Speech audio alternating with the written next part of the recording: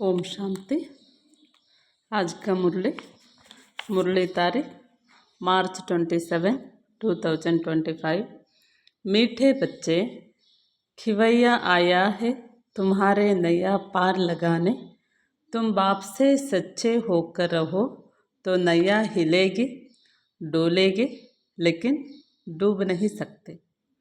ಬಾಬಾ ತಿಳಿಸ್ತಾ ಇದ್ದಾರೆ, ಮಧುರ ಮಕ್ಕಳೇ, ಕಿವಯ್ಯ ಅಂದರೆ ಅಂಬಿಗ ಪರಮಾತ್ಮ ತಂದೆ ಬಂದಿದ್ದಾರೆ ನಿಮ್ಮ ಡೋಣಿಯನ್ನು ಪಾರು ಮಾಡಲಿಕ್ಕೆ.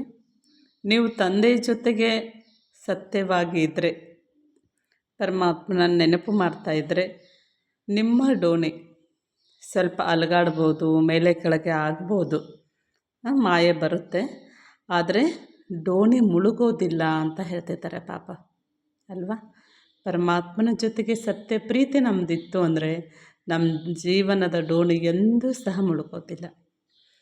प्रश्न, बाप के याद बच्चों को यथार्थ न रहने का मुख्य कारण क्या है? ಬಾಬಾ ಪ್ರಶ್ನೆ ಕೇಳ್ತಾ ಇದ್ದಾರೆ, ಶಿವ ತಂದೆಯ ನೆನಪು ಮಕ್ಕಳಿಗೆ ಯಥಾರ್ಥವಾಗಿ ಇರೋದೋ ಇಲ್ಲ, ಇದಕ್ಕೇನು ಮುಖ್ಯ ಕಾರಣ?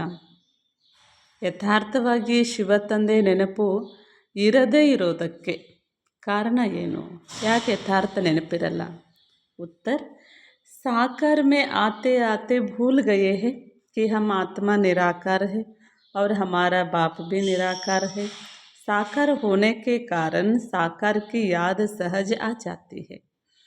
ಬಾಬಾ ತಿಳಿಸ್ತಿದ್ದಾರೆ, ಯಾಕೆ ನಮಗೆ ಯಥಾರ್ಥ ನೆನಪಿರಲ್ಲ ಬಾಬಂದು ಅಂದರೆ, ಉತ್ತರ ಹೇಳ್ತಾರೆ ಬಾಬಾ, ಸಾಕಾರದಲ್ಲಿ ಬಂದು ಬಂದು ಬಂದು ನಿರಾಕಾರ ಸ್ವರೂಪವನ್ನು ಮರೆತು ಬಿಟ್ಟಿದ್ದೇವೆ. ನಿರಾಕಾರ ತಂದೆ, ನಾನು ಆತ್ಮ ಅಂದರೆ ನಾವೆಲ್ಲ ಆತ್ಮಗಳು ಸಹ ನಿರಾಕಾರ, ಆತ್ಮ ನಿರಾಕಾರ ಸ್ವರೂಪ. ಆತ್ಮದ ರೂಪನೂ ಮರೆತಿದ್ದೇವೆ, ನಿರಾಕಾರ ತಂದೆಯ ಸ್ವರೂಪವನ್ನು ಸಹ ಮರೆತಿದ್ದೇವೆ. ಈ ಸಾಕಾರದಲ್ಲಿ ಜನನ ಮರಣ ಚಕ್ರದಲ್ಲಿ ಬಂದು ಬಂದು ಶರೀರ, ಸಂಬಂಧ, ಜಗತ್ತು ಇದನ್ನೇ ನೆನಪು ಮಾಡ್ಕೊಳ್ತೇವೆ. ಇದು ಬಹಳ ಈಸಿಯಾಗಿ ನೆನಪಾಗ್ಬಿಡ್ತದೆ. ಅದರ ನಿರಾಕಾರ ಸ್ವರೂಪವನ್ನು ತಿಳ್ಕೊಂಡು ನಿರಾಕಾರ ತಂದೆ ನೆನಪು ಮಾಡೋದಿದೆಯಲ್ಲ, ಅದು ಕಠಿಣ ಆಗ್ತದೆ. ಕಾರಣ ಇಷ್ಟೇ, ಸಾಕಾರದಲ್ಲಿ ಬಂದು ಬಂದು ಬಂದು ಅಭ್ಯಾಸ ಆಗಿಬಿಟ್ಟಿದೆ.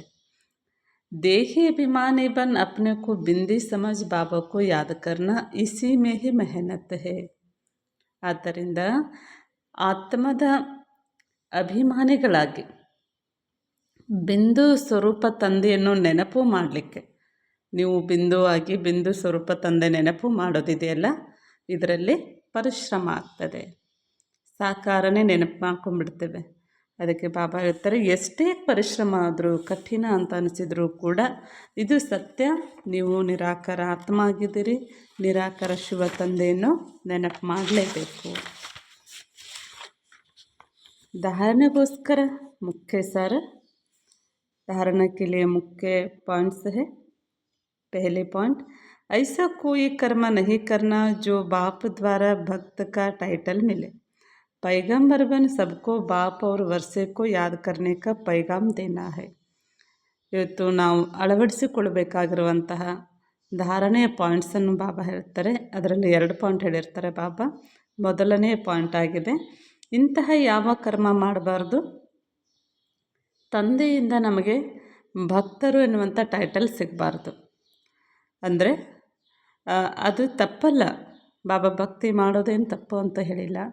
ಆದರೆ ಬಾಬಾ ಈ ಅರ್ಥ ಯಾಕೆ ಹೇಳ್ತಿದ್ದಾರೆ ಅಂದರೆ, ಕೆಲವೊಂದು ಸಾರಿ ಭಕ್ತಿಯಲ್ಲಿ ತಪ್ಪಾಗಿ ಹೋಗ್ಬಿಡ್ತದೆ, ಸುಳ್ಳಾಗ್ಬಿಡುತ್ತೆ, ತಪ್ಪಾಗಿರುತ್ತೆ. ಆದರೆ ಜ್ಞಾನದ ಮಾರ್ಗದಲ್ಲಿ ಇದ್ಯಾವುದೂ ಸಹ ಆಗಬಾರ್ದು. ಅದಕ್ಕೋಸ್ಕರ ನೀವು ಸಂದೇಶಿಯಾಗಿ ಎಲ್ಲ ಮನುಷ್ಯರಿಗೂ ಸಹ ಶಿವ ತಂದೆಯ ಮತ್ತು ಶಿವ ತಂದೆ ಕೊಡುವಂಥ ಆಸ್ತಿಯ ಬಗ್ಗೆ ಎಲ್ರಿಗೂ ಸಂದೇಶವನ್ನು ಕೊಡ್ರಿ, ಪೈಗಂಬರ್ ಆಗ್ರಿ, ಸಂದೇಶ ತಿಳಿಸ್ಕೊಡಿ ಅಂತ ಹೇಳ್ತಾ ಇದ್ದಾರೆ ಬಾಬಾ. सेकंड पॉइंट, इस पुरानी दुनिया में कोई चैन नहीं है, यह अच्छी दुनिया है, इसे भूलते जाना है. घर की याद के साथ साथ पावन बनने के लिए बाप को भी ज़रूर याद करना है.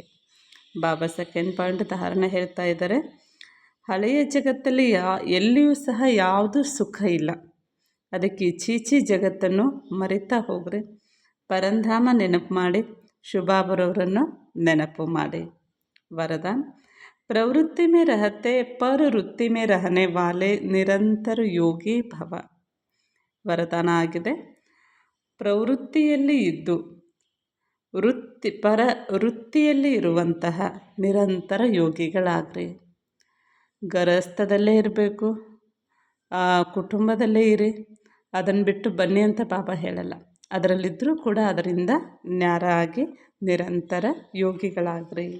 ಸ್ಲೋಗನ್ बुद्धि की महीनता अथवा आत्मा का हल्कापन ही ब्राह्मण जीवन की पर्सनालिटी है.